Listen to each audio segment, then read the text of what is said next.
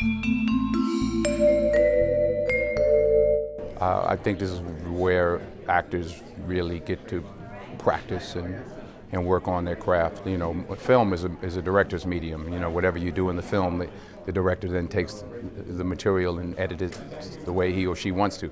So in theater, it belongs to us, and there's great literature. You know, Lorraine Hansberry, August Wilson. I've been blessed to touch two of the great American playwrights. I went to Spelman College, but at that time I used to go see the plays at Spelman College, and the play was there, and I saw it there and fell in love with it. Needless to say, of course, you know, you see the film with Sidney Poitier, Claudia McNeil, the great Dinah Sands, who I worked with actually in Macbeth.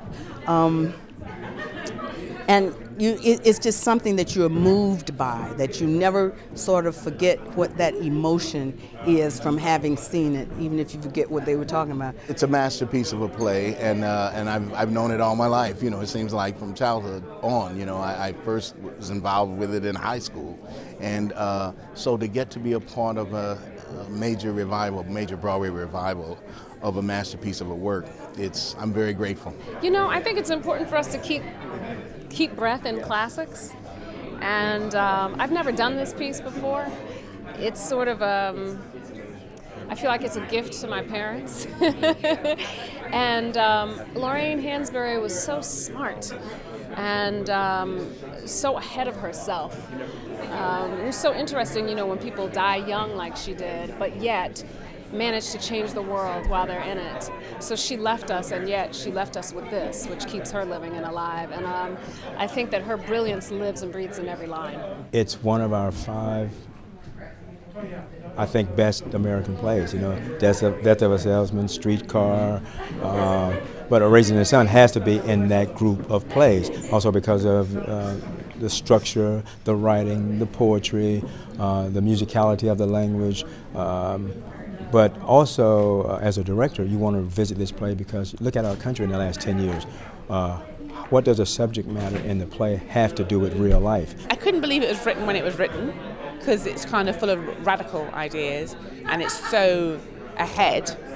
And also that they had something just it's so nuanced, you know.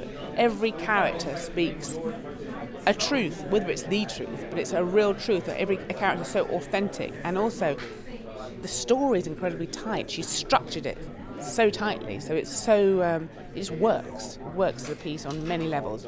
It's quite a political piece, and it's also a very human piece. The morals and ethics that are involved in the American dream, that everyone who pursues the American dream doesn't pursue it with the ethics and the morals required to sustain the American family. Yeah. So, you know, it's the family unit and the scrapple for the apple. You know, it's eternal, man. It's eternal. There's a lot of laughter in our rehearsal room. There's a lot of cerebral happenings in our rehearsal room, and I think that we are a heavily thinking cast, which I think is wonderful.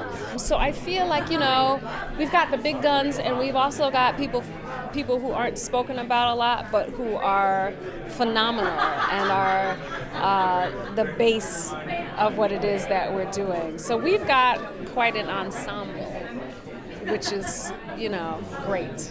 I am overjoyed to be with Denzel and this magnificent company, Sophie, Anika, Sean, you know, this Stephen Henderson. This is like a dream cast, and to be here with them, it's more than I can imagine.